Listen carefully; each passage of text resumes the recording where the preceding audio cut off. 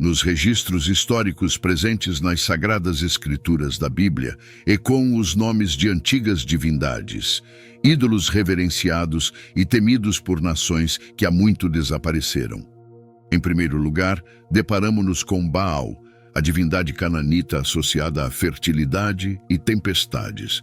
Seu nome ressoa com trovões e a promessa de chuva, uma esperança enganosa para aqueles que buscavam seu favor. No livro dos Reis, ele desafia o profeta Elias de forma desafiadora, como visto em 1 Reis 18:21, quando Elias confronta o povo de Israel dizendo: "Até quando vacilarão entre duas opiniões? Se o Senhor é Deus, sigam-no, mas se é Baal, sigam-no." Uma escolha clara é apresentada a eles, um teste de fé no altar de Carmelo. A seguir, temos Aserá, muitas vezes retratada como consorte de deuses, símbolo de maternidade e fertilidade. Sua adoração infiltrou-se no coração de Israel como uma videira silenciosa no jardim dos escolhidos de Deus. Em Juízes 6:25, o Senhor ordena a Gideão: "Derruba o altar de Baal que teu pai tem e corta a Aserá que está ao lado." Nos obscuros recantos dos templos filisteus espreitava Dagon, uma divindade associada aos cereais e agricultura. No entanto, sua história é marcada por humilhação e derrota.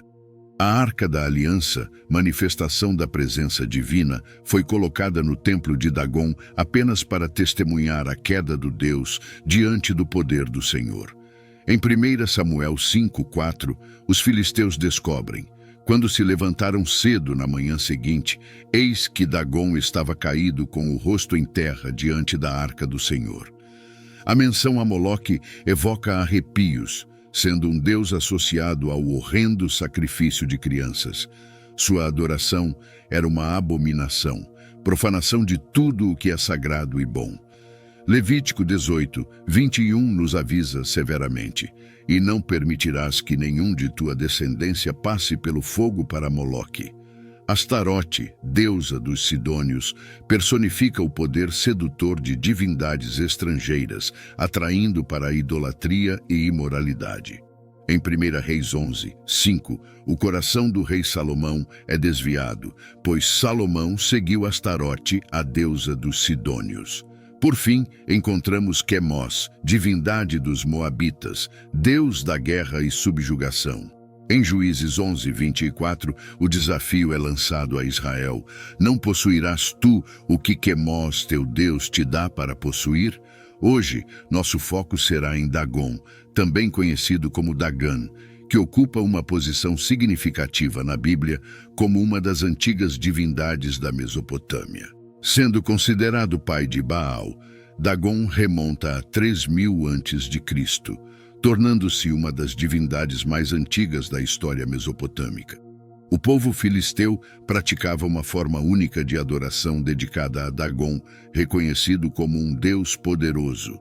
A adoração envolvia rituais específicos e práticas centrais à espiritualidade filistina.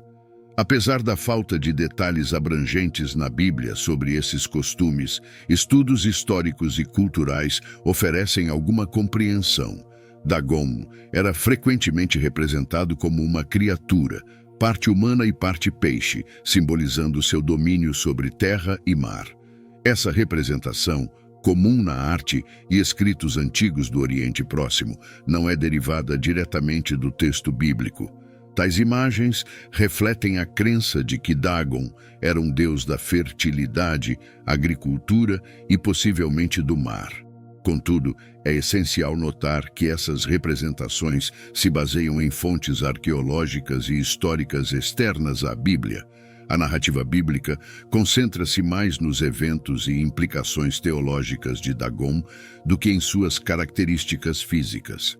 A representação de Dagon, combinando elementos humanos e aquáticos, sugere que sua adoração incluía oferendas, orações e possivelmente sacrifícios para obter seu favor e proteção.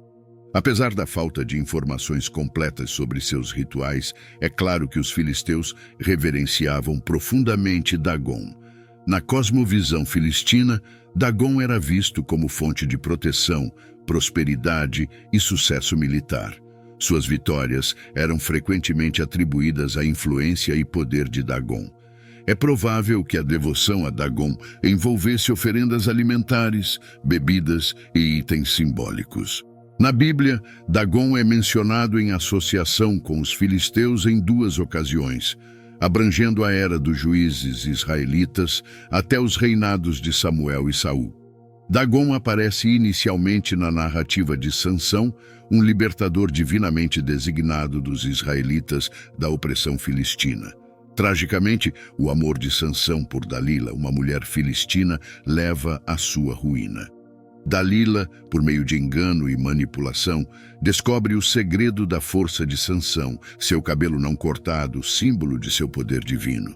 Quando seu cabelo é cortado, Sansão perde sua força e é capturado, encontrando-se finalmente no templo de Dagon, Juízes 16, versículos 23 e 24.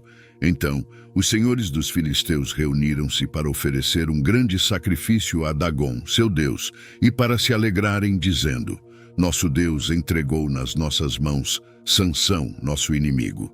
E o povo, vendo-o, louvou o seu Deus, porque diziam: A derrota de Sansão foi atribuída a Dagon pelos filisteus, que exaltaram seu ídolo por superar o Deus de Israel ao entregar Sansão em suas mãos. Essa crença levou os filisteus a oferecerem um grande sacrifício a Dagon, expressando sua gratidão pelo que percebiam como o papel de seu ídolo em sua vitória. Em sua zombaria de Sansão, os filisteus não apenas o capturaram e cegaram, mas também o tornaram uma fonte de entretenimento durante suas cerimônias. No meio de uma multidão de filisteus em uma grande casa, Sansão, guiado por um menino segurando suas mãos, pediu para ser levado até a coluna que sustentava a estrutura. Foi nesse momento que Sansão implorou a Deus que lhe desse forças, permitindo-lhe vingar-se de seus inimigos pelo ato de cegá-lo. Juízes 16, 30. E Sansão disse: Deixai-me morrer com os filisteus. E inclinou-se com toda a sua força, e a casa caiu sobre os príncipes e sobre todo o povo que estava nela. Assim os mortos que matou na sua morte foram mais do que aqueles que matara em sua vida. Deus atendeu ao último apelo de Sansão, concedendo-lhe uma vitória monumental sobre os filisteus, ainda que à custa de sua própria vida. Este evento destacou a ineficácia da devoção filistina a Dagon, já que seu ídolo não os protegeu verdadeiramente. Notavelmente, o triunfo mais significativo de Sansão ocorreu em seu ponto mais fraco. Sansão estava quebrado, humilhado e cego.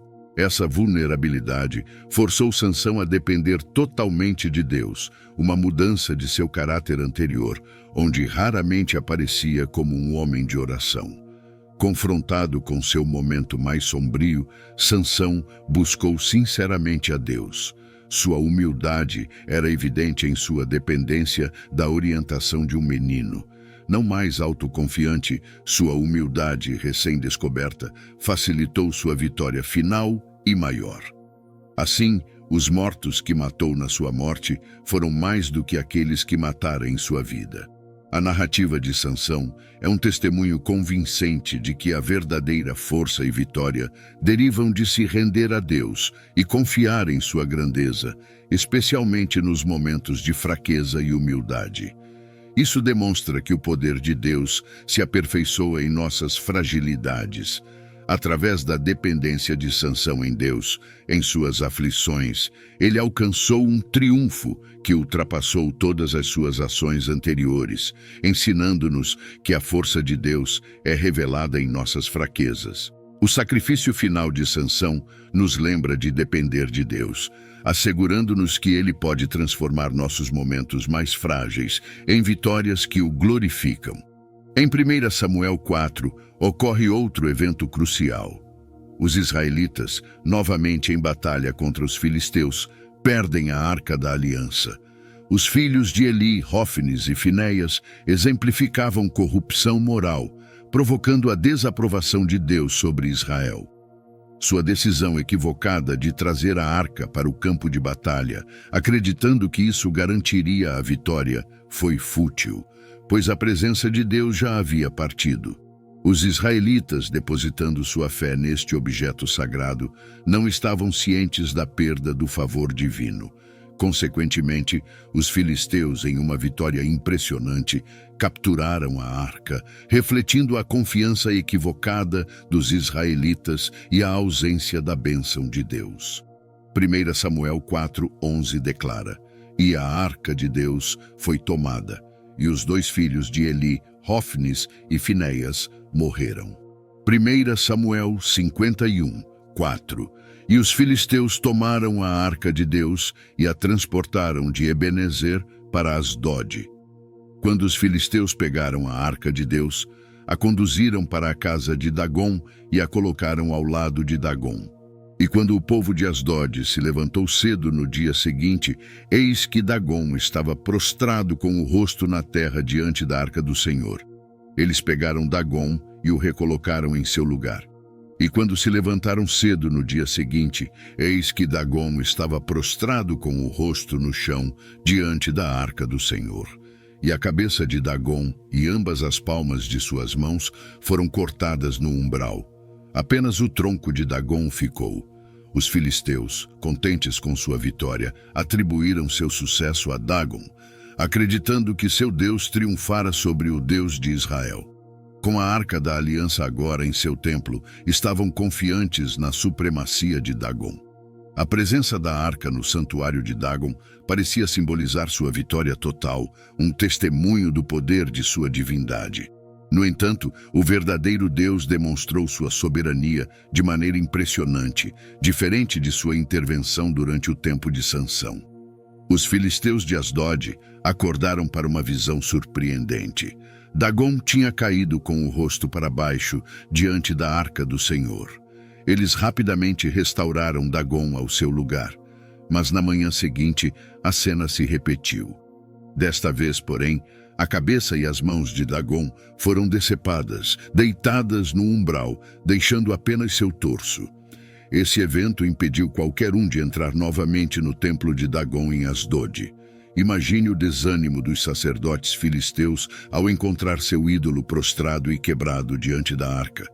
Os dias consecutivos da queda de Dagom e de seu desmembramento não foram coincidência. Esses eventos atestaram poderosamente a supremacia do Senhor Deus sobre os deuses falsos, demonstrando que nenhum ídolo pode resistir diante do Todo-Poderoso. A humilhação e destruição de Dagom foram um lembrete vívido da futilidade de confiar em ídolos. Em uma era que parece distante dos antigos rituais e ídolos esculpidos em pedra, a idolatria persiste, embora em formas mais sutis e insidiosas. Embora possamos não nos curvar diante de estátuas de Baal ou Dagom, nem oferecer sacrifícios a Moloque, nossa era moderna está cheia de seu próprio panteão de deuses que disputam nossa devoção e lealdade. Esses deuses podem não assumir a forma física dos ídolos da antiguidade, mas não são menos reais em seu domínio sobre corações e mentes humanas. Um dos ídolos modernos mais difundidos e poderosos é o dinheiro. Em uma sociedade materialista, riqueza e sucesso financeiro muitas vezes são equiparados ao valor e sucesso pessoal. A busca incessante pela riqueza pode se tornar uma paixão avassaladora, levando as pessoas a sacrificar tempo, relacionamentos e até sua bússola moral no altar do ganho financeiro.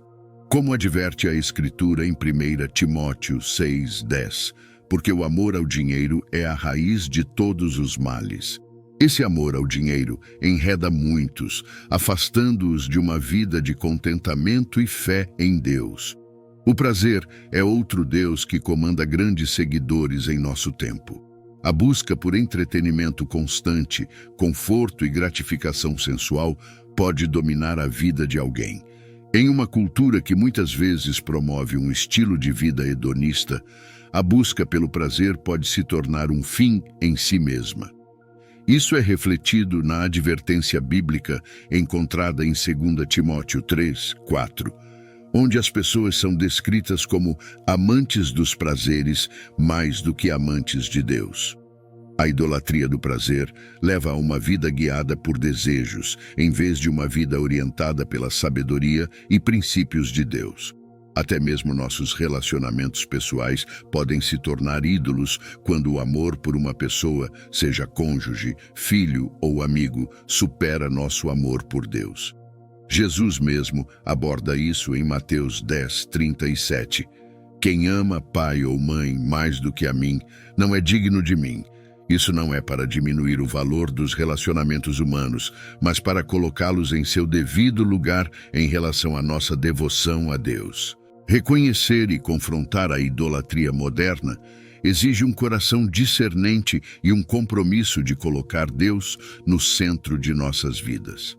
Isso pede uma reavaliação de nossas prioridades, valores e das coisas que buscamos com paixão e dedicação. Como seguidores de Cristo, somos chamados a estar no mundo, mas não ser do mundo, a desfrutar das bênçãos desta vida, sem permitir que elas se tornem nossos senhores. É um chamado para lembrar o primeiro mandamento: não terás outros deuses diante de mim. Êxodo 20, versículo 3. E viver de maneira que reflita nossa lealdade final ao Criador em vez da criação.